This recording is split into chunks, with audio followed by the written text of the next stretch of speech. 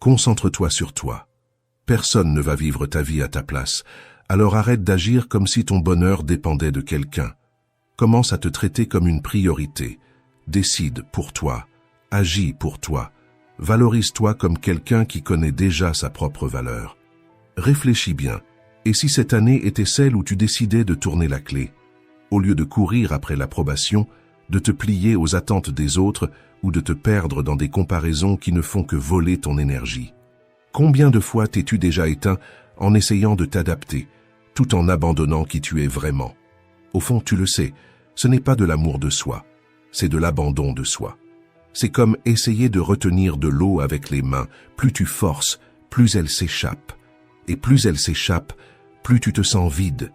C'est là que beaucoup se perdent. Ils vivent d'apparence, mais à l'intérieur, ils sont épuisés, entourés de voix, mais sourds à la seule qui compte, la leur. Les stoïciens disaient déjà, la véritable liberté ne naît pas lorsque le monde te reconnaît, mais lorsque tu apprends à te respecter. Le pouvoir n'est pas dans ce que les autres disent de toi, mais dans ce que tu choisis de croire à ton propre sujet. Cette vidéo parle de cela, de la force qu'il y a à se placer au centre de sa propre vie, non pas par égoïsme, mais parce que personne ne trouve clarté, but et grandeur en vivant en arrière-plan. Ou tu choisis cela maintenant, ou tu continueras à être figurant dans ta propre histoire. Il existe une immense liberté dans ce choix. Il brise le cycle de la frustration, libère du besoin de plaire et ouvre la voie de celui qui ne demande plus la permission d'exister. Et tout commence ici. Commente. Aujourd'hui, je choisis de me concentrer sur moi. Cette phrase n'est pas seulement un commentaire, c'est le premier pas pour vivre comme protagoniste et non comme spectateur. Commençons. Leçon 1. Refuse de vivre à moitié. Rien ne changera dans ta vie si tu n'élèves pas tes standards intérieurs. Ton absence de limites, tes relations et même ta vie financière, tout est lié à ce que tu acceptes, à ce que tu supportes en silence, à ce que tu continues de permettre même en sachant que tu ne le devrais plus. Réfléchis à cela. Chaque fois que tu tolères le mépris, tu apprends à l'autre à recommencer. Chaque fois que tu acceptes de vivre en pilote automatique, tu renforces ce cycle. Et chaque fois que tu ravales tes propres envies pour ne pas déranger, tu creuses un trou en toi-même. Élever tes standards, c'est comme changer les fondations d'une maison. Tu peux rester dans la même rue, avec les mêmes problèmes à l'extérieur, mais désormais le sol qui soutient ta vie est différent. Plus ferme, plus solide, impossible à ébranler au premier vent. Marc Aurèle a écrit « La dignité d'un homme se mesure à ce qu'il exige de lui-même ». Cela signifie que le vrai changement ne consiste pas à demander moins aux autres, mais à exiger davantage de toi-même. Plus de clarté, plus de respect de soi, plus de cohérence avec les valeurs que tu choisis.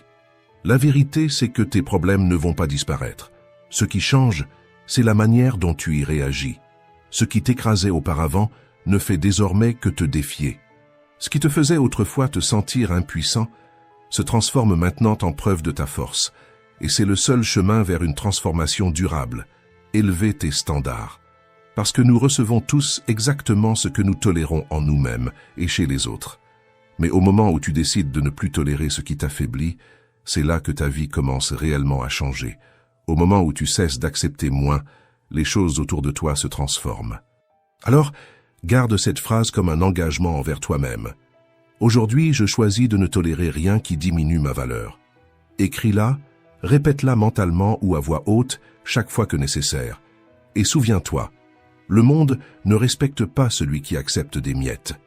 Il respecte celui qui se lève, en silence, et montre par ses actes quels sont ses véritables standards. Leçon 2. Embrasse ta solitude.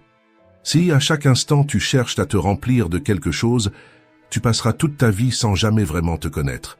C'est comme essayer de remplir un verre déjà plein. Rien ne reste, tout déborde, et tu ne goûtes jamais la saveur de ta propre essence. Montaigne disait « La plus grande chose au monde est de savoir appartenir à soi-même ». Et voilà le cœur de la solitude. Apprendre à habiter en soi, trouver de la clarté dans le silence et de la force dans sa propre présence. La véritable force mentale ne naît pas au milieu du bruit, mais dans les instants où tu t'autorises à rester seul, à affronter tes pensées sans masque. C'est dans ces moments-là que tu découvres qui tu es vraiment, et non pas qui le monde attend que tu sois. Mais presque toujours, On nous a appris à éviter ce silence, à remplir chaque minute de distraction. Réseaux sociaux, bavardages futiles, tâches sans véritable but. Pourtant, c'est précisément quand le monde se tait que tu entends la voix la plus importante, la tienne.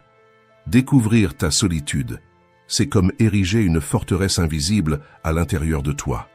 À l'extérieur, le chaos peut continuer. Mais à l'intérieur, tu apprends à rester ferme, centré et entier. Pense à un athlète qui ne se renforce que lorsqu'il offre du repos à son corps. La solitude, c'est ce repos pour l'esprit. C'est le moment où tu cesses de courir après le prochain stimulus et où tu commences à t'alimenter de l'intérieur vers l'extérieur. Il ne s'agit pas de se détourner du monde, de s'isoler ou d'avoir une batterie sociale faible, mais de revenir habiter en soi, de savoir où se retrouver. Et chaque fois que tu ressentiras la peur du silence, rappelle-toi, le silence n'est pas un vide, c'est un espace. C'est en lui que tu trouves les réponses que tu cherchais au mauvais endroit. Fais confiance à toi-même. Crée le type de moi avec lequel tu aimerais vivre tous les jours. Nourris les pensées qui t'élèvent. Donne vie aux petites étincelles de possibilités jusqu'à ce qu'elles deviennent des flammes de réalisation. Voilà la graine de la solitude. Et lorsque tu plantes cela en toi, tu découvres que tu ne seras plus jamais seul, car tu auras toujours toi-même comme meilleure compagnie. Leçon 3. La discipline rare de 1%. As-tu déjà remarqué combien de temps nous passons à essayer de réparer ce qui n'a jamais été entre nos mains? C'est comme tenter de retenir la brume. Plus tu forces, plus vite elle s'échappe. Et, à la fin de la journée, tu es fatigué, la tête pleine de préoccupations, mais tu n'as pas avancé d'un pas. C'est précisément ici que les stoïciens proposent un exercice simple mais transformateur. Séparer, avec clarté, ce qui est sous ton contrôle de ce qui ne l'est pas. Pour visualiser cela, imagine 2 cercles, l'un à l'intérieur de l'autre. Le cercle le plus grand représente tes préoccupations, les nouvelles qui t'agitent, les opinions de la famille, les attentes des autres, les comparaisons sur les réseaux sociaux. Le cercle plus petit représente ce que tu contrôles vraiment, tes choix, ta discipline, le ton de ta voix, la direction que tu donnes à tes propres pensées. Et la question est simple, mais décisive. Dans lequel de ces cercles as-tu investi ton énergie? Dans lequel passes-tu le plus de temps? La majorité vit dans le grand cercle, tournant autour de problèmes sans solution, comme des satellites prisonniers d'une orbite qui ne mène nulle part. Mais celui qui apprend à vivre dans le petit cercle, même si cela ne représente qu'1% de toute la réalité, découvre quelque chose de puissant. Ce peu qui est entre ses mains vaut plus que tout le reste qui est en dehors. Épictète, qui naquit esclave et fut pourtant libre intérieurement, disait « Les hommes ne sont pas troublés par les choses, mais par la vision qu'ils en ont. » Cette phrase change tout, car ce n'est pas le poids du monde qui te détruit, c'est la manière dont tu le portes. Pense à un potier. Il ne contrôle pas la dureté de l'argile, ni les variations de la température, mais il contrôle la pression de ses mains. Et c'est cette maîtrise silencieuse qui transforme la terre brute en quelque chose de résistant, de beau et d'unique. Voilà l'esprit stoïcien du 1%. Tu ne modèles pas l'univers, mais tu te modèles toi-même, et cela change tout le reste. Quand tu vis dans le cercle de la préoccupation, tu es prisonnier. Tu réagis à ce qui arrive, tu t'épuises avec ce qui ne dépend pas de toi, tu passes ta vie à éteindre des incendies que tu n'as pas allumés. Mais quand tu vis dans le cercle de l'influence, tu deviens créateur. Tu définis tes propres limites. Tu plantes sur le terrain qui est à ta portée. Tu dresses des fondations solides, même lorsque l'environnement est instable. Et alors, le basculement se produit. Ce qui semblait incontrôlable perd de sa force. Ce qui paraissait insupportable devient supportable. Et tu découvres que tu n'as pas besoin d'approbation ni de certitudes extérieures. Il te suffit de devenir maître de toi. Souviens-toi, une grande partie de ton temps s'écoule dans des préoccupations qui ne rapportent rien. La mentalité du 1% consiste à choisir l'inverse. Investir ton énergie dans de petits gestes qui, peu à peu, changent le cours de ta vie. Au final, il ne s'agit pas du nombre de batailles que tu affrontes, mais de l'endroit où tu choisis de placer ta force. Si c'est dans le chaos, tu seras emporté par le vent. Si c'est dans ton 1%, tu seras racine, ferme, stable et capable de croître sur n'importe quel terrain. La leçon est simple et puissante. Aujourd'hui, je choisis de vivre dans mon 1%. Et si tu veux vraiment mettre cela en pratique, commence maintenant. écris 1% dans les commentaires. Ce sera ton symbole, celui qui rappelle que ta paix ne dépend pas du monde, mais de ton choix. Leçon 4. Droit au but. Se concentrer sur vous ne signifie pas en faire toujours plus, mais apprendre à retirer de votre chemin ce qui ne sert à rien. Michel-Ange, lorsqu'il termina la sculpture de David, fut interrogé. « Comment avez-vous créé quelque chose d'aussi parfait ?» Il répondit « J'ai seulement enlevé tout ce qui n'était pas David. » C'est exactement le même processus que vous devez appliquer à votre journée. Enlevez petit à petit tout ce qui cache votre véritable force.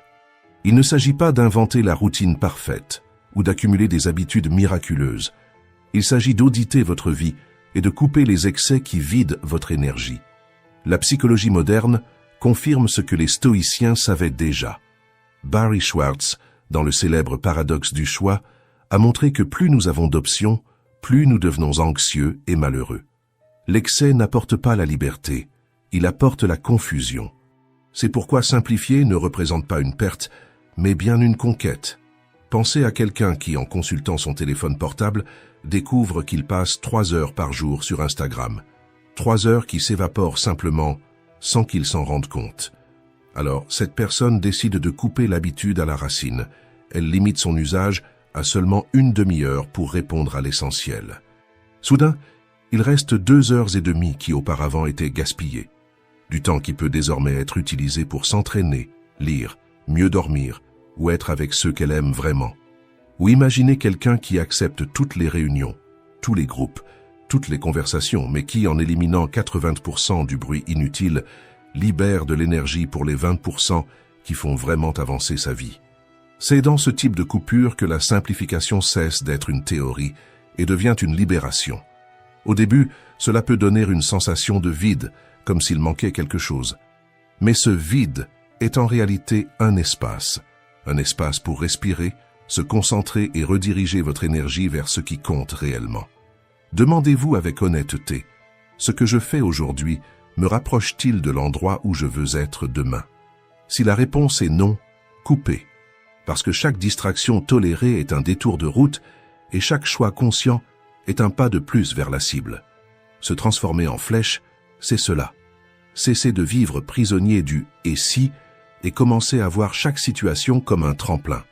Il ne s'agit pas d'accumuler des possibilités, mais de diriger votre énergie vers une ligne droite, celle qui vous conduit au but que vous avez choisi de vivre.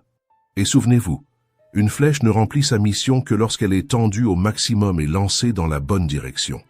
Votre vie aussi, elle ne sera pas définie par ce que vous portez, mais par ce que vous avez le courage de lâcher. Leçon 5. Vivez votre meilleure version à chaque microseconde de la vie. Entre ressentir et agir, il existe un espace minuscule, presque invisible, mais décisif. C'est dans cette microseconde que votre vie se définit. Vous ressentez l'émotion, frustration au travail, colère dans une dispute, anxiété qui frappe à la porte. Juste après surgit la pensée, chercher un soulagement rapide, un confort immédiat, un raccourci quelconque. Et ensuite vient l'action. Mais avant elle, il y a toujours cet instant silencieux où vous pouvez choisir. Si, dans cette microseconde, vous agissez en pilote automatique, vous êtes entraîné par l'impulsion. Mais si vous apprenez à maîtriser cet intervalle, vous vous rapprochez de votre moi idéal. Marc Aurèle a écrit « L'âme se colore de la teinte de ses pensées. Chaque décision, si petite qu'elle paraisse, laisse une trace sur la toile de votre vie. Et cette microseconde est l'espace où vous choisissez les couleurs. Demandez-vous, cette attitude renforce-t-elle ou affaiblit-elle la version que je veux être? Va-t-elle me donner de la fierté à la fin de la journée ou seulement un regret passager? Si la réponse n'est pas claire, attendez. Car, bien souvent, ce n'est pas la tentation qui est trop forte, c'est simplement l'image de votre moi idéal qui est trop faible. C'est pourquoi ayez cette vision cristalline. Qui êtes-vous dans votre meilleure version? Votre moi idéal est discipliné, responsable, déterminé, honnête.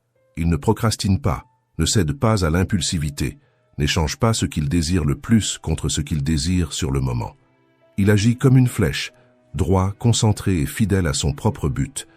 Et chaque fois que vous maîtrisez cette microseconde, vous renforcez ce personnage à l'intérieur de vous. Il cesse d'être seulement une idée lointaine pour devenir une habitude, une présence qui guide vos choix. Souvenez-vous, votre vie ne change pas en grands sauts, mais dans ces instants presque invisibles.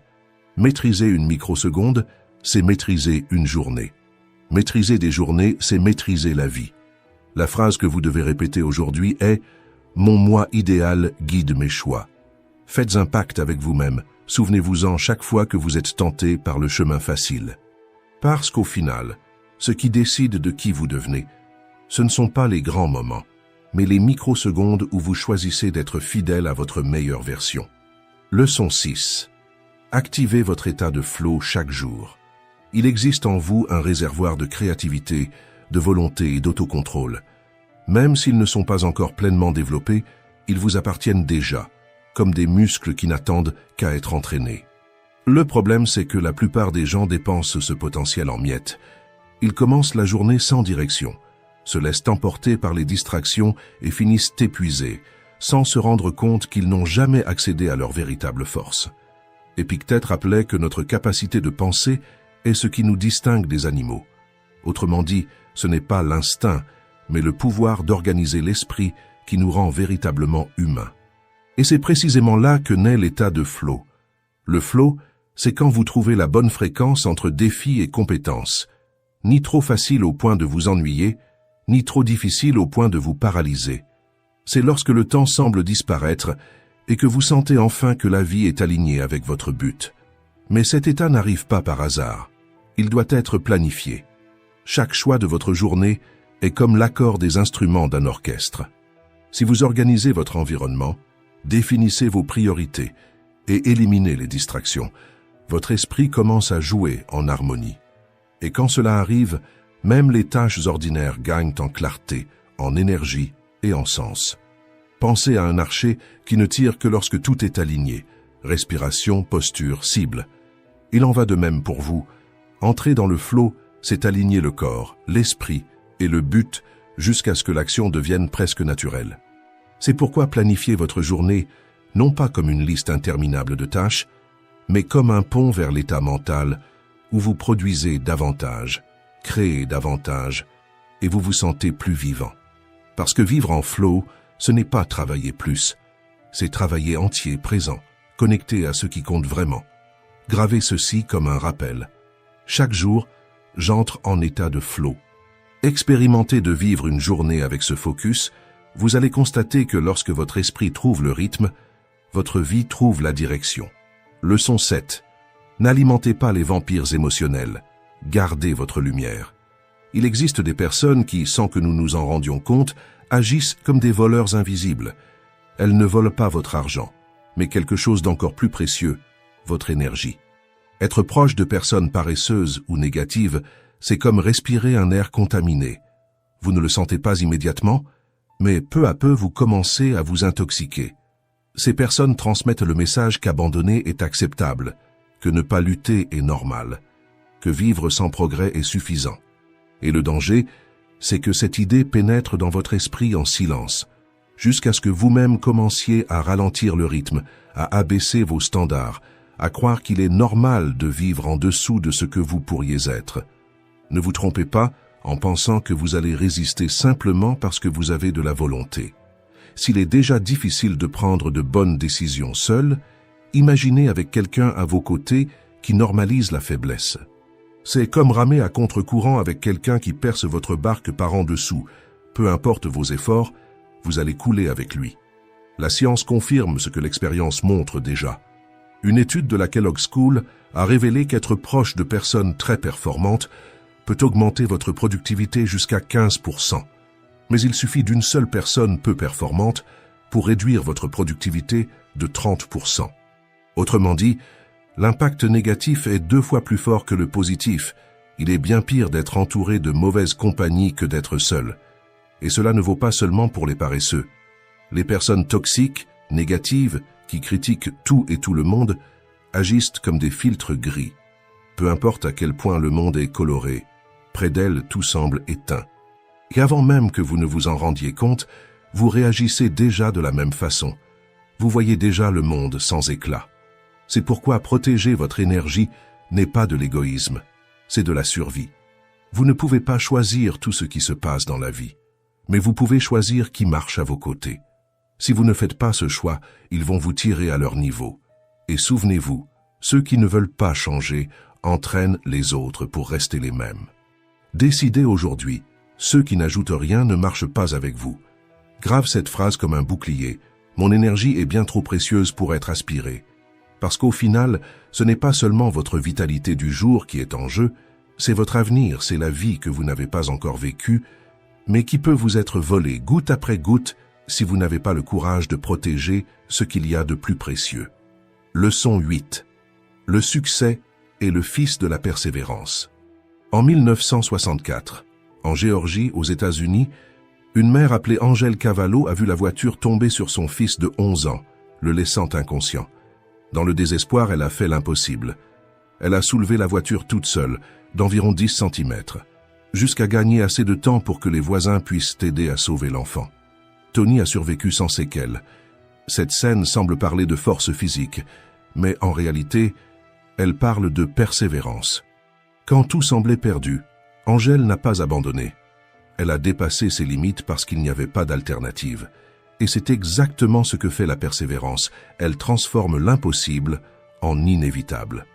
Vous n'aurez peut-être jamais besoin de soulever une voiture, mais vous avez déjà dû soulever une vie entière. Des rêves qui paraissent trop lourds, des obstacles qui vous donnent envie d'abandonner, de longs silences sans résultat. Et pourtant, c'est seulement en continuant que l'on va plus loin. Sénèque a écrit « La persévérance, c'est le travail acharné que vous faites après vous être fatigué du travail acharné que vous avez déjà accompli. » C'est cela, l'essence de la force mentale. Persévérer n'est pas répéter sans réfléchir, mais rester ferme dans ses principes et ses objectifs, même quand le monde essaie de vous repousser en arrière. Pensez à une flèche lancée contre le vent. La résistance est réelle, mais plus la tension de l'arc est ferme, plus loin elle ira. Il en est de même pour vous. Chaque échec, chaque chute peut être vu comme un poids ou comme un élan. La persévérance n'est pas l'absence d'échecs, c'est le fait de se relever à chaque fois plus sage, plus résilient, plus fort, peu importe si le résultat n'arrive pas demain ou la semaine prochaine. Ce qui compte, c'est que vous continuiez, parce que le chemin récompense ceux qui ne s'arrêtent pas. Cette force n'appartient pas à quelques-uns. Elle est en chacun de nous, prête à être utilisée. Alors, faites un pacte avec vous-même. Je ne vais pas m'arrêter. Écrivez-le dans les commentaires et portez cette phrase comme un rappel quotidien. Parce que la persévérance n'est pas un talent, c'est un choix. Et chaque fois que vous décidez d'avancer, la vie fait de la place à ceux qui ne renoncent pas.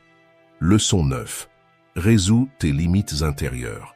Combien de fois as-tu déjà senti que tu avançais de 2 pas, puis aussitôt tu reculais de 3? Tu fais des plans, tu as les outils, tu sais ce qu'il faut faire, mais au moment d'agir, quelque chose en toi te tire en arrière. Ce quelque chose, c'est le conflit intérieur. D'un côté, tu veux réussir, de l'autre, une voix murmure que peut-être tu ne le mérites pas. D'un côté, tu veux prospérer, de l'autre, tu portes la croyance que l'argent n'est pas spirituel et qu'il va t'éloigner de Dieu. D'un côté, tu désires t'engager, de l'autre, tu crains de perdre ta liberté et de devoir travailler davantage. Ces voix n'apparaissent pas clairement. Elles agissent comme des cordes invisibles qui te tirent dans des directions opposées. Et personne ne marche avec assurance lorsqu'il est étiré de l'intérieur. Les stoïciens le savaient déjà. Marc Aurèle a écrit « L'homme vit en harmonie avec lui-même lorsque ses actions sont en accord avec ses principes. » Et c'est précisément cette harmonie qui manque quand il existe un conflit intérieur. La première étape, c'est d'identifier ces conflits et de les nommer. Demande-toi « Qu'est-ce qui, en moi, me dit d'aller dans des directions contraires? Peut-être est-ce la peur d'échouer? Peut-être est-ce la peur d'être rejeté? Peut-être est-ce la croyance qu'on ne peut pas réussir sans perdre quelque chose d'essentiel ou que l'argent va changer mon essence? » Après les avoir identifiés, vient la partie la plus libératrice. Aligner ta vie avec ce que tu valorises vraiment. Quand tes choix sont alignés avec ce qui est le plus important pour toi, agir ne demande aucun effort. Tu n'as pas besoin de te forcer. Cela coule simplement. Pense à une rivière. Lorsqu'elle est retenue par un barrage, l'eau se heurte à elle-même, tourbillonne et n'avance pas. Mais quand le barrage s'ouvre, le courant suit avec force, naturellement, irrésistiblement. Ainsi est l'esprit quand il résout ses conflits intérieurs. Et alors vient l'étape suivante. Agir. Sans excuse, sans auto-illusion, sans lutter contre toi-même. Parce que lorsque tu es entier, rien d'extérieur ne peut t'écarter de ton chemin. Et quand tu atteindras tes résultats, souviens-toi. Il ne s'agit pas seulement de célébrer, mais aussi de contribuer. Ce que tu accomplis n'est pas seulement pour toi, c'est pour fortifier les autres. C'est cela qui maintient vivant le cycle de la plénitude. Aligner, agir, conquérir et partager. Au final, la plus grande victoire n'est pas contre le monde extérieur, mais contre les guerres silencieuses à l'intérieur de toi. Car rien d'extérieur ne peut arrêter quelqu'un qui a déjà transformé ses conflits en clarté et sa division en force. Leçon 10. Cours seulement pour toi. Parfois, il est difficile de ne pas se comparer. Regarde autour de toi. Il semble que tout le monde sache où il va, trouve les bonnes relations, progresse dans sa carrière, tandis que toi tu te sens perdu, incertain, sans clarté sur qui tu es ou quel chemin suivre. Cette comparaison pèse parce qu'elle vole ton énergie et déforme ta vision. Plus tu regardes à l'extérieur, plus tu t'éloignes de ce qui pourrait s'épanouir à l'intérieur de toi. La vérité est simple. Tu ne peux être que toi, et cela est déjà extraordinaire. La comparaison, au contraire, c'est comme courir en regardant en arrière. Chaque fois que tu tournes la tête pour voir les autres, tu perds de la vitesse, tu trébuches sur ton propre pas et tu nourris la peur. Épictète disait, si tu veux progresser, contente-toi de paraître ignorant ou insensé à propos de certaines choses. C'est là l'essence. Peu importe si quelqu'un semble être plus en avant, ta course n'est pas contre eux, elle est contre tes propres excuses. Imagine un athlète sur la piste. Il ne contrôle pas le rythme des autres coureurs, mais il contrôle son souffle, sa cadence, la force qu'il met dans chaque foulée. S'il dépense son énergie à observer qui est à côté de lui, il a déjà perdu. Mais s'il garde les yeux fixés sur l'horizon, chaque pas se transforme en avancée. Dans la vie réelle, c'est la même chose. Quelqu'un passe des années à comparer sa carrière avec celle de ses collègues, jusqu'à ce qu'il se rende compte qu'il accumule de la frustration dans un travail qu'il n'a jamais voulu. Lorsqu'il décide de se concentrer sur lui-même, il change de domaine, recommence et trouve un sens. Ou cette personne qui passe son temps à se comparer sur les réseaux sociaux, pensant qu'elle est en retard parce qu'elle n'a pas voyagé, ne s'est pas mariée, n'a pas réussi, jusqu'à ce qu'elle choisisse de se déconnecter, d'investir dans son propre projet, et découvre qu'elle n'a pas besoin d'aller au rythme de qui que ce soit d'autre que le sien. Voici le pouvoir de te concentrer sur toi. Lorsque tu cesses de dépenser ton énergie à essayer d'atteindre ce que les autres ont, tu commences enfin à construire ce que toi seul peux créer. C'est pourquoi, concentre-toi sur toi, cours ta propre course, ne perds pas ton temps à poursuivre des modèles ou des attentes.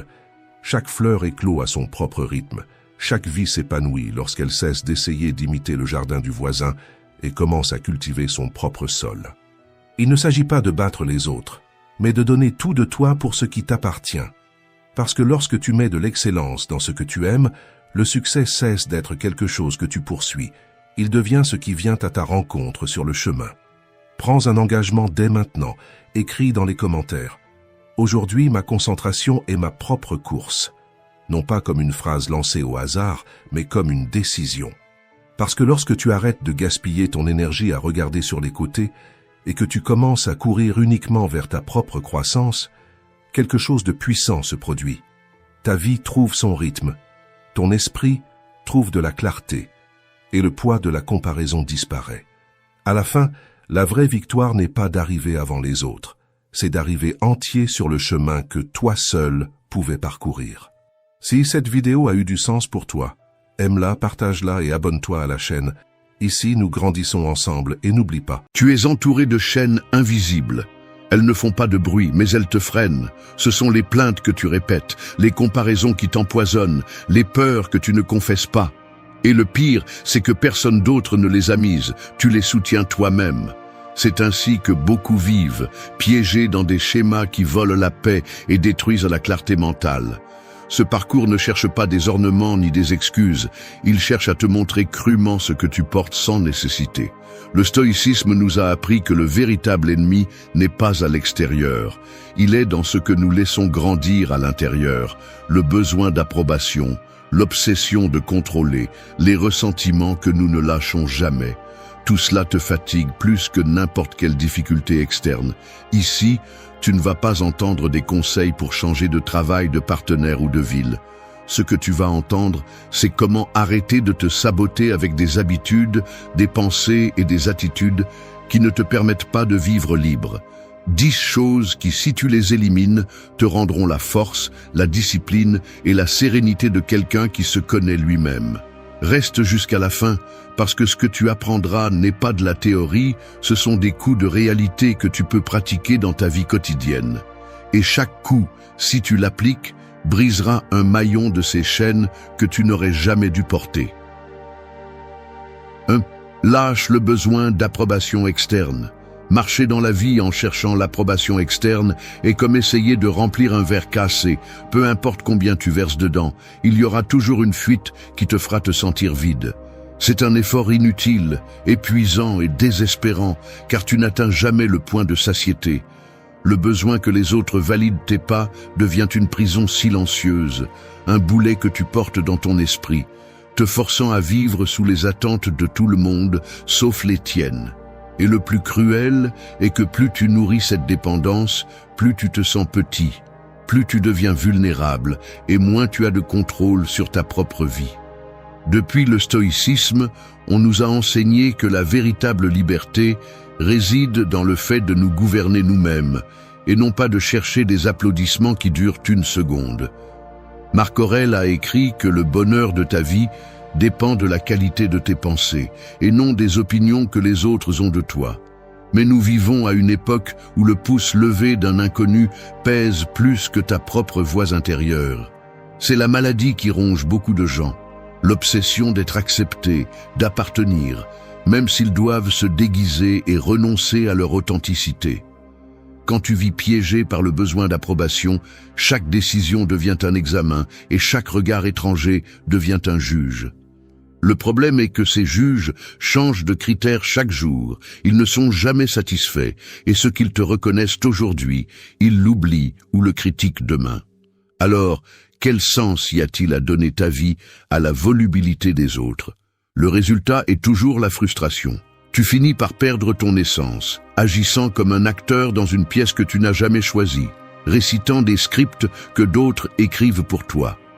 Rompre cette chaîne n'est pas facile, car cela implique de renoncer à la dopamine, bon marché de la reconnaissance. Cela implique d'accepter que certains ne seront pas d'accord avec toi, que d'autres te rejetteront et que certains se moqueront même de tes décisions.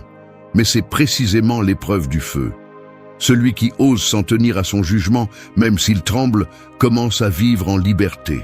Celui qui ose dire ce qu'il pense sans attendre d'applaudissements, découvre que sa voix vaut par elle-même, même si le monde reste silencieux.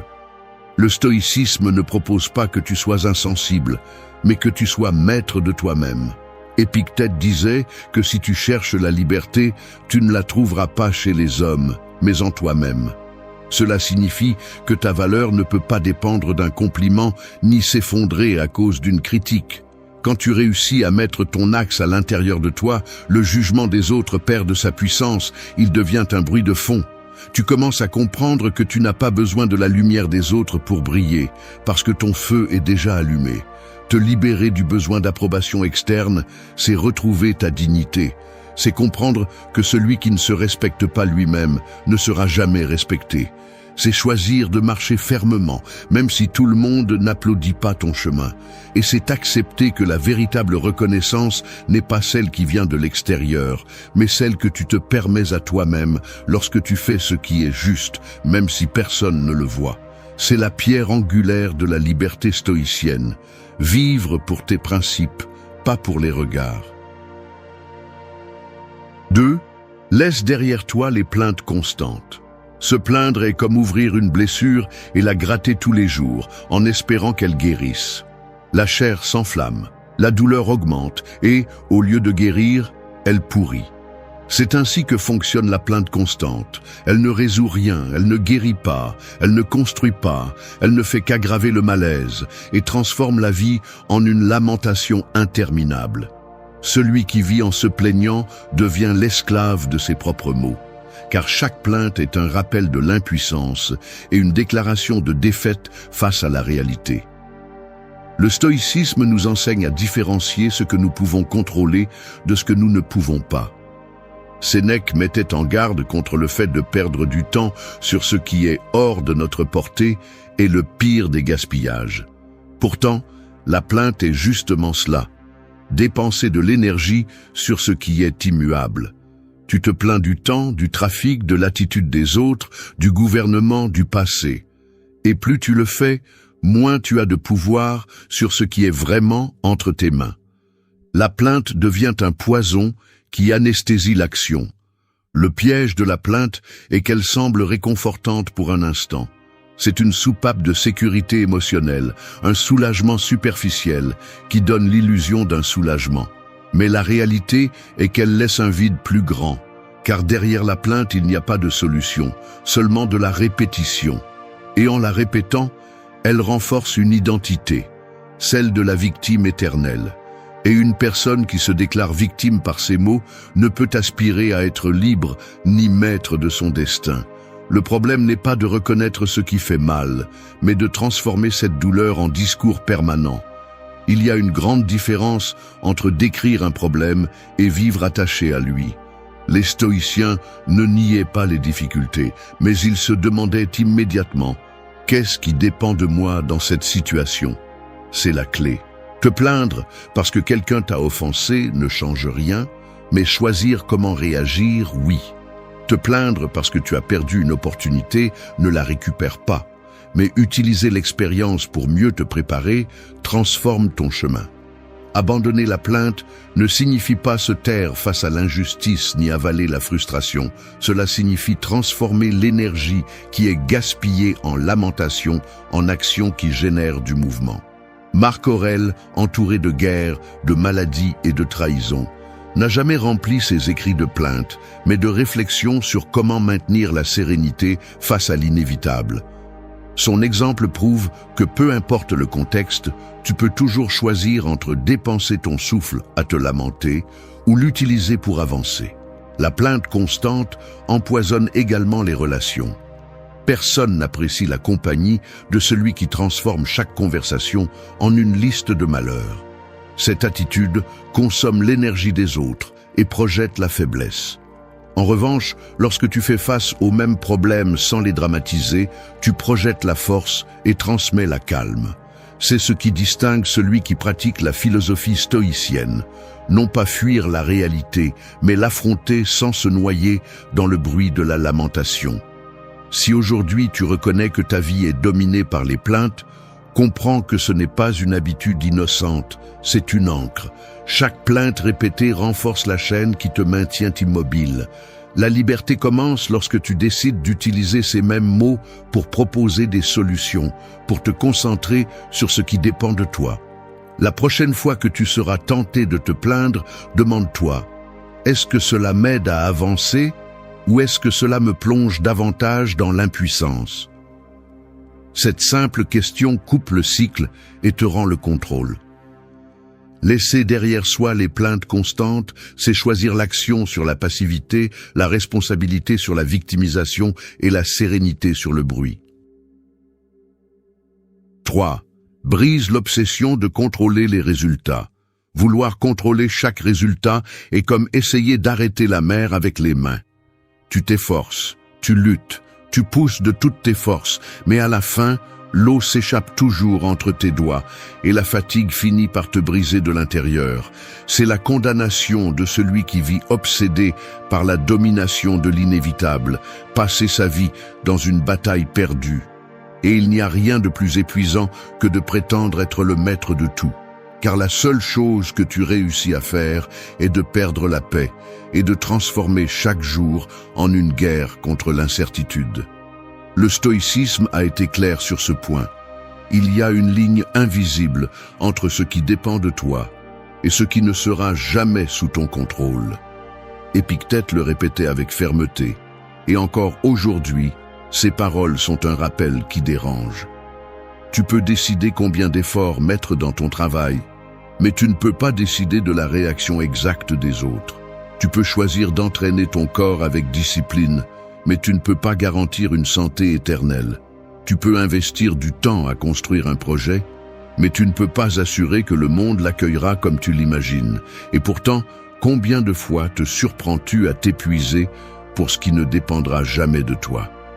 L'obsession de contrôler les résultats te rend esclave de l'anxiété. Tu te lèves en pensant à comment tout va se passer, si l'avenir apportera succès ou échec, si ce que tu fais sera suffisant pour plaire ou pour répondre aux attentes. Et pendant que tu t'accroches à ces questions, la vie t'échappe, parce que ton attention cesse d'être dans l'action présente et s'évade vers le terrain de l'incertain. Le paradoxe est qu'en te perdant dans l'obsession du lendemain, tu gâches aussi aujourd'hui. Rompre avec cette fixation ne signifie pas devenir indifférent. Cela signifie rediriger le regard. Le stoïcien ne cesse pas d'agir. Au contraire, il se consacre avec plus d'intensité au processus, mais il le fait en comprenant que le dénouement ne lui appartient pas. La seule chose qu'il peut revendiquer comme sienne est l'effort qu'il met, la clarté de ses décisions et la discipline qu'il maintient chaque jour. Le résultat n'est qu'un reflet, une conséquence qui peut ou non s'aligner avec ce qu'il espérait. Et lorsque tu acceptes cela, l'anxiété se dissout, parce que tu ne te bats plus contre des fantômes. Celui qui lâche le besoin de contrôler les résultats apprend à apprécier le chemin, à savourer la pratique quotidienne sans être enchaîné à l'attente de la fin. Ce changement de perspective te rend plus fort, plus serein et plus libre, car tu cesses de vivre sous la tyrannie de l'incertain. La liberté n'est pas dans le fait que tout se passe comme tu l'avais prévu, elle est dans le fait de savoir que quoi qu'il arrive, tu pourras y faire face avec calme. Et c'est là la véritable victoire, celle qu'aucun résultat ne peut te voler. 4.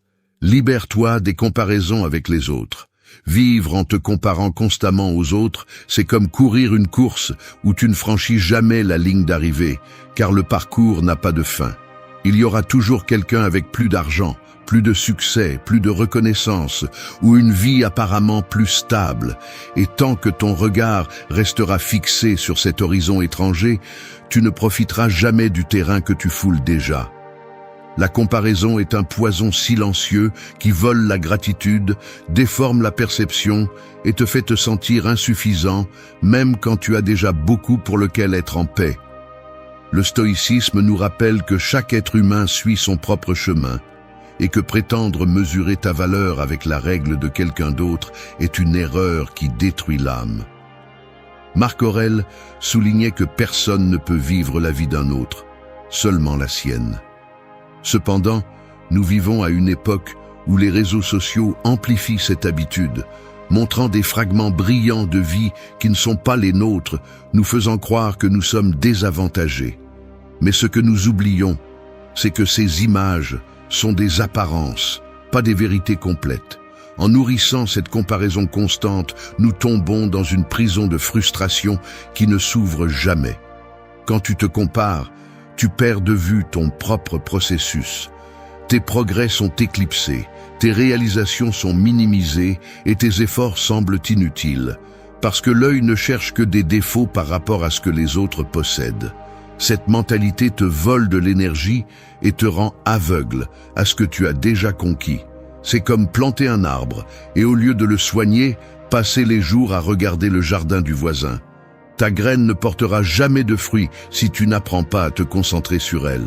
La comparaison crée aussi du ressentiment. Au lieu de t'inspirer de ce que l'autre réussit, elle te pousse à souhaiter sa chute ou à ressentir de l'envie.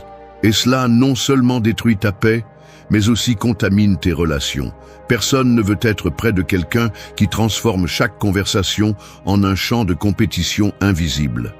Le stoïcien, en revanche, cherche la vertu en lui-même, sans dépendre du rythme de l'autre. Il comprend que sa bataille est interne et que la véritable victoire consiste à maîtriser ses passions et ses pensées, pas à surpasser un rival externe. Rompre avec cette habitude implique de reconnaître que ta valeur ne dépend pas d'occuper une position plus élevée sur une échelle imaginaire. Cela implique de comprendre que la seule chose qui t'appartient est ton effort et la cohérence avec laquelle tu vis tes principes. Et que si tu apprends à mesurer ta vie par ce que tu es et non par ce que tu sembles être par rapport aux autres, tu trouves la sérénité. Quand tu lâches le besoin de te comparer, le chemin s'éclaircit. Tu arrêtes de courir une course sans fin et tu commences à marcher fermement sur ton propre chemin.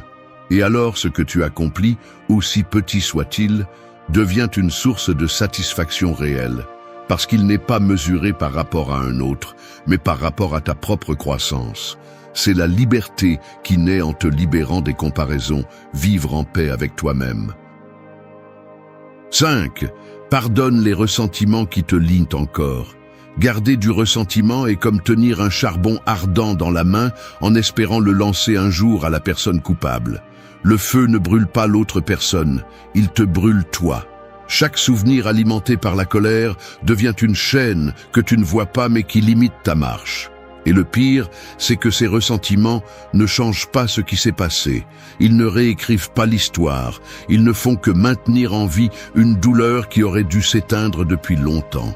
Le stoïcisme enseigne que nous ne pouvons pas contrôler les actions des autres, mais nous pouvons contrôler notre réponse à ces actions. Épictète affirmait que ce ne sont pas les faits qui nous blessent, mais l'interprétation que nous en faisons. Le ressentiment est précisément cela, une interprétation répétée encore et encore qui devient une prison. Tant que tu continues à revivre l'offense, tu gardes ouverte une blessure qui pourrait cicatriser si tu décidais de la lâcher. Pardonner ne signifie pas justifier ce qui s'est passé, ni nier le mal. Cela signifie arrêter de donner du pouvoir à celui qui t'a blessé. Cela signifie reconnaître que ta vie ne mérite pas d'être liée à une émotion qui paralyse. Lorsque tu décides de pardonner, tu ne libères pas l'autre, tu te libères toi-même. Tu lâches le poids qui te volait ton énergie, ta clarté et ta sérénité. Parce que chaque minute passée à nourrir un ressentiment est une minute perdue pour ta croissance. Le ressentiment te fait aussi devenir un otage du passé. Tant que tu tiens cette colère, tes décisions actuelles sont teintées de vieilles blessures. Tu regardes les nouvelles personnes avec méfiance, tu répètes des dialogues internes chargés de colère et tu te prives de construire des liens sains. Le passé, au lieu d'être une leçon, devient un obstacle constant. Et c'est là que le ressentiment montre son véritable pouvoir destructeur. Il ne ruine pas celui qui l'a provoqué, il ruine celui qui le nourrit. Sénèque disait que la vengeance garde vivantes les offenses, tandis que le pardon les enterre. Si tu choisis de te venger ou de garder rancune, tu prolonges la blessure indéfiniment. Si tu choisis de pardonner, tu fermes le chapitre et tu te rends le droit de regarder vers l'avant sans chaînes invisibles. Le pardon est un acte de force, pas de faiblesse, car il faut plus de caractère pour lâcher que pour continuer à porter la haine. Lorsque tu pratiques ce principe, tu découvres que ton cœur devient plus léger. Tu arrêtes de dépenser de l'énergie dans des batailles imaginaires et tu la rediriges vers ta croissance. Tu comprends que le véritable pouvoir n'est pas d'attendre que quelqu'un souffre pour ce qu'il t'a fait, mais de refuser d'être une victime éternelle de ce qui est déjà passé. Pardonner les ressentiments qui te lient encore est un acte d'amour-propre, de respect envers ta paix mentale et de cohérence avec une vie libre. Le charbon que tu tenais s'éteint, et avec lui disparaît la douleur qui te consumait.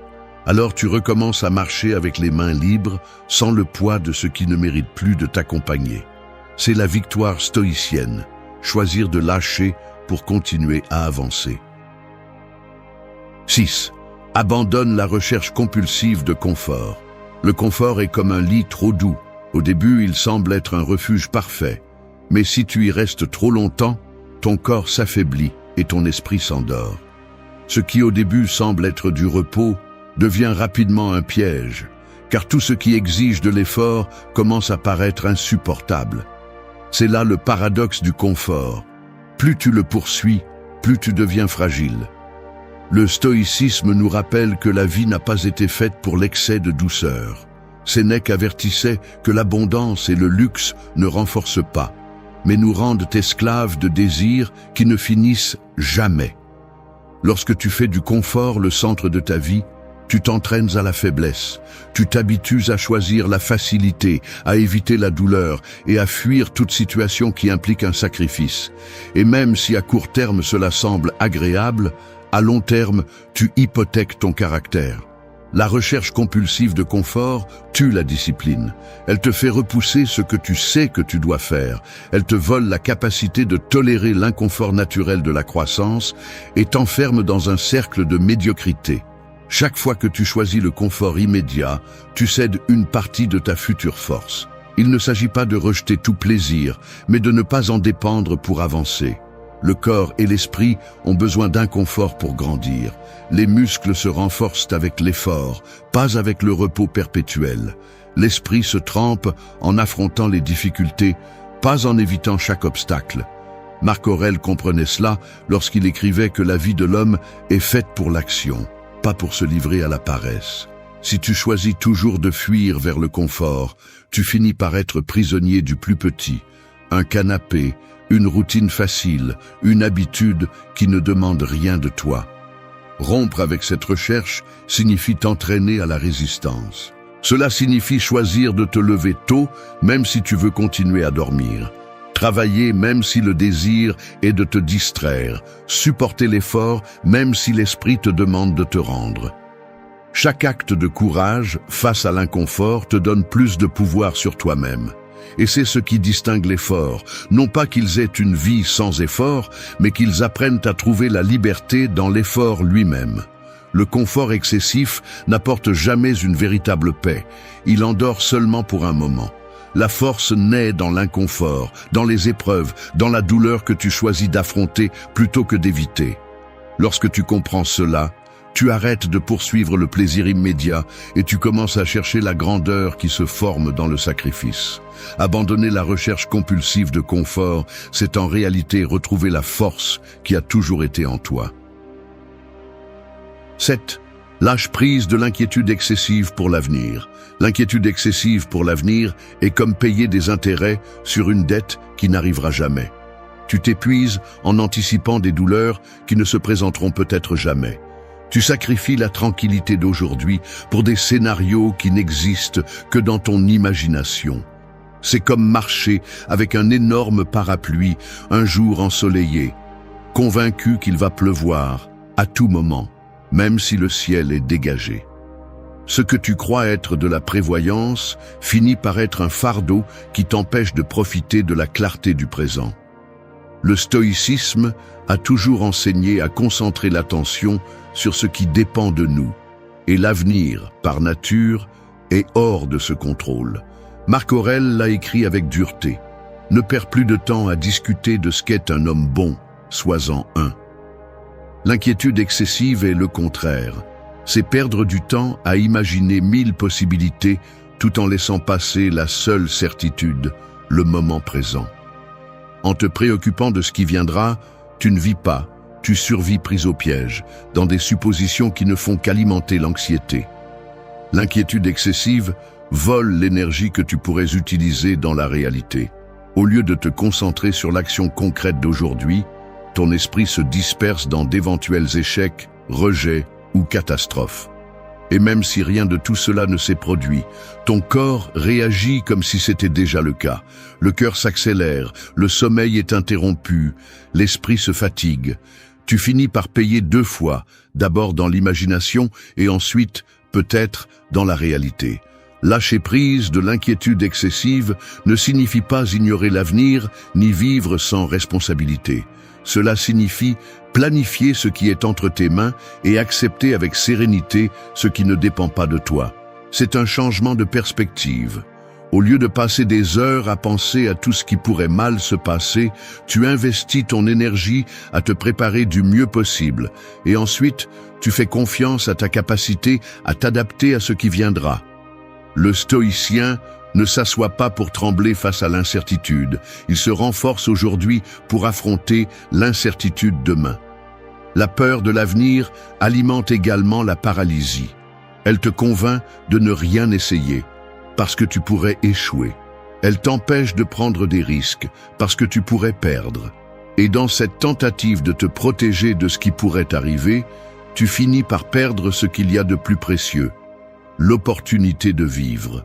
Celui qui est obsédé par ce qui viendra devient prisonnier d'un temps qui n'existe pas encore, tout en laissant mourir le seul qu'il possède réellement. Quand tu décides de lâcher prise de l'inquiétude excessive, tu retrouves la tranquillité. Tu commences à marcher léger, acceptant que l'avenir se construit à chaque action présente. Tu comprends que cela ne sert à rien de s'angoisser pour ce qui n'est pas encore arrivé, parce que la seule réalité est ce que tu choisis de faire maintenant. Et ce choix, répété avec discipline et clarté, est celui qui donnera forme à ce qui est à venir. L'avenir est affronté avec préparation et courage, pas avec peur.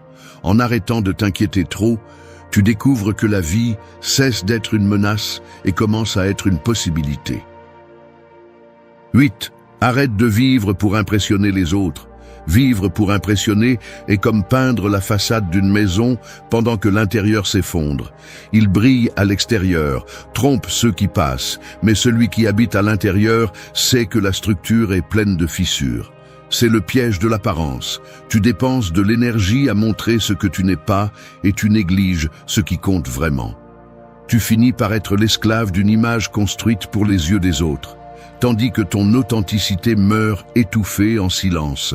Le stoïcisme nous rappelle que la vertu, pas l'apparence, est ce qui donne de la valeur à la vie.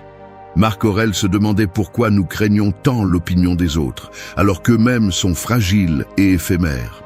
Pourtant, nous restons pris dans cette illusion, adaptant nos décisions aux applaudissements extérieurs, dépensant de l'argent pour l'inutile, modelant nos paroles et nos actions pour s'adapter.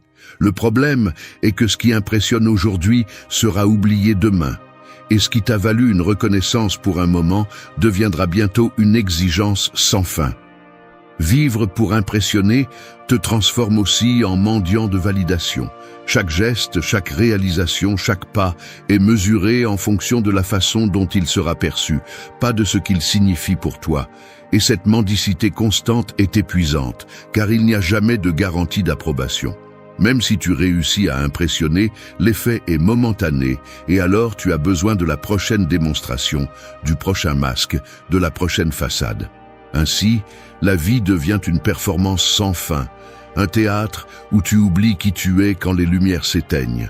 Le coût de cette façon de vivre est élevé.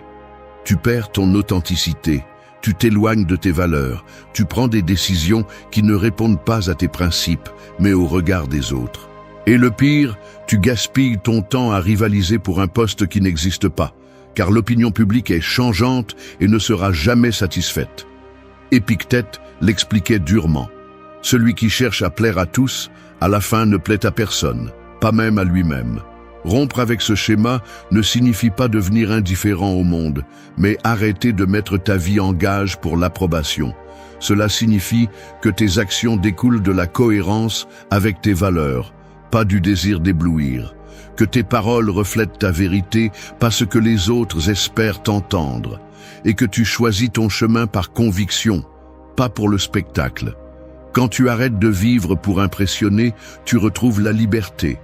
Tu découvres que tu n'as pas besoin de prouver quoi que ce soit pour être précieux, car ton essence a déjà son propre poids. La sérénité apparaît lorsque tu comprends que le respect réel naît de la cohérence, pas de la façade. Et en marchant avec cette clarté, tu deviens plus fort, car tu ne portes plus le besoin d'être vu, seulement la certitude de vivre selon toi-même. C'est la victoire stoïcienne, être authentique sans se soucier des applaudissements. 9. Brise les habitudes d'évasion qui te détruisent. Les habitudes d'évasion sont comme des portes fausses dans une maison en flammes. Tu penses qu'elles te mènent à la sortie, mais en réalité, elles t'enferment seulement dans des pièces de plus en plus petites où l'air se raréfie. L'alcool, les distractions incontrôlées, la nourriture excessive, les heures interminables devant un écran ou tout autre refuge compulsif promettent un soulagement immédiat. Mais tout ce qu'ils font est de prolonger le feu qui brûle en toi. C'est un piège dangereux, car plus tu cours vers ces évasions, plus tu t'éloignes de l'affrontement de la racine de tes problèmes. Le stoïcisme a été clair. Il n'y a pas de liberté si tu es esclave de tes impulsions. Épictète soulignait que l'homme véritablement libre est celui qui peut maîtriser ses désirs. Les habitudes d'évasion fonctionnent comme des chaînes invisibles, car au début, elles semblent être des choix volontaires, mais elles se transforment rapidement en besoins incontrôlables. Ce qui a commencé comme un repos devient une addiction qui consume ton énergie, ton caractère et ta volonté. Le problème central est que ces habitudes ne résolvent rien. Ce sont des pansements émotionnels qui anesthésient la douleur sans guérir la blessure. Ils te distraient un moment de tes peurs. Mais une fois l'effet terminé, l'anxiété revient plus forte, accompagnée de culpabilité et de vide. C'est un cycle destructeur qui n'offre jamais de solution.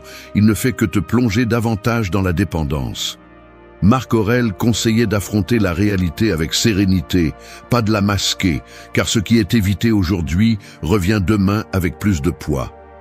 Briser ses habitudes demande du courage. Cela signifie arrêter de courir vers le confort et regarder en face ce que tu essaies de cacher. Cela signifie reconnaître que la douleur ne disparaît pas avec un verre ni avec des heures perdues en distraction, mais en affrontant sa cause. Et cet affrontement, bien que dur, est le début de la transformation. Chaque fois que tu choisis de résister à la tentation de fuir, tu renforces ta discipline et tu récupères un morceau de ta liberté. Il ne s'agit pas d'éliminer tout plaisir, mais d'éviter qu'il ne devienne ton maître. Le plaisir modéré est reposant, mais l'excès est une prison. Le stoïcien trouve un équilibre, car il sait que se soumettre à la domination d'une habitude signifie perdre le contrôle de soi-même. Et dans la vie, le véritable pouvoir est toujours dans la capacité de se gouverner soi-même. Quand tu réussis à briser ces habitudes d'évasion, la clarté revient. Tu te rends compte que tu n'as pas besoin de te cacher, parce que tu es capable de supporter et de surmonter ce que tu craignais d'affronter. Tu récupères l'énergie que tu gaspillais auparavant dans l'immédiat et tu l'investis dans la construction de ce qui a de la valeur. C'est ça, la véritable liberté. Choisir d'agir, pas de fuir. 10. Ose décider sans craindre l'échec. La peur de l'échec est comme une ombre géante projetée sur le mur. Elle semble énorme, monstrueuse, impossible à affronter, mais quand tu allumes la lumière, tu découvres que c'était juste une petite figure exagérée par l'obscurité. C'est ainsi que fonctionne la peur de se tromper. Elle déforme la réalité, te fait voir des menaces là où il n'y a que des possibilités. Et le pire, elle te paralyse avant même que tu n'aies fait le premier pas. Tu finis par être prisonnier d'un ennemi qui n'existe pas au-delà de ton esprit. Le stoïcisme enseigne que la vie est action, pas attente interminable. Marc Aurèle rappelait que ce n'est pas la mort qu'un homme doit craindre, mais de ne jamais commencer à vivre. Et vivre implique de décider, même en sachant qu'il y a la possibilité d'échouer. L'échec n'est pas une punition, c'est un maître sévère qui donne des leçons que tu n'obtiendras jamais en restant immobile. Éviter de décider pour ne pas te tromper est un piège, car dans cette tentative de te protéger, tu es déjà en train de perdre. Tu perds du temps. Tu perds des opportunités et tu perds du caractère. Chaque décision est un risque, mais aussi une porte. Celui qui reste paralysé par la peur ne traverse jamais et par conséquent ne découvre jamais ce qu'il aurait pu être. L'échec, quand il arrive, fait mal, mais il forge aussi. C'est comme le feu qui brûle le bois, mais en même temps le transforme en charbon capable de générer plus de chaleur. L'erreur t'enseigne ce qui ne fonctionne pas, te montre de nouvelles voies, te force à grandir. Le véritable danger n'est pas dans l'échec, il est dans le fait de ne jamais essayer. La peur de l'échec vole aussi l'authenticité. Quand ton but est d'éviter de te tromper, tu prends des décisions sûres, mais vides, choisies non par conviction, mais par confort. Cela crée une vie sans risque, mais aussi sans grandeur. Épictète disait qu'il n'est pas possible d'avancer si tu n'es pas prêt à affronter l'incertitude, car la vertu est mise à l'épreuve sur le terrain de l'action, pas dans la fantaisie de la sécurité. Oser décider sans peur ne signifie pas te lancer à l'aveuglette. Cela signifie avoir confiance en ta capacité à t'adapter, à apprendre et à te relever si tu trébuches. Cela signifie comprendre qu'aucun chemin n'est exempt de chute, mais que chaque chute peut être une marche vers une version plus forte de toi-même. L'important n'est pas la perfection du résultat, mais le courage d'avoir choisi avec détermination. Quand tu décides sans peur, tu reprends le pouvoir sur ta vie. Tu n'es plus l'esclave de l'ombre projetée, mais le maître de ta propre lumière. Et chaque décision, bien qu'imparfaite, devient le témoignage que tu as vécu avec courage. C'est la victoire stoïcienne, non pas l'absence d'échec, mais la certitude que ton caractère s'est forgé à chaque choix que tu as eu le courage de faire. Merci d'être resté jusqu'à la fin de la vidéo. Si vous avez tout vu, commentez « Je suis stoïcien » comme notre signe secret, indiquant que vous êtes un véritable apprenant du stoïcisme. N'oubliez pas de vous abonner et de liker la vidéo si elle vous a plu. Rendez-vous dans la prochaine vidéo et rappelez-vous, continuez à cultiver votre esprit stoïque.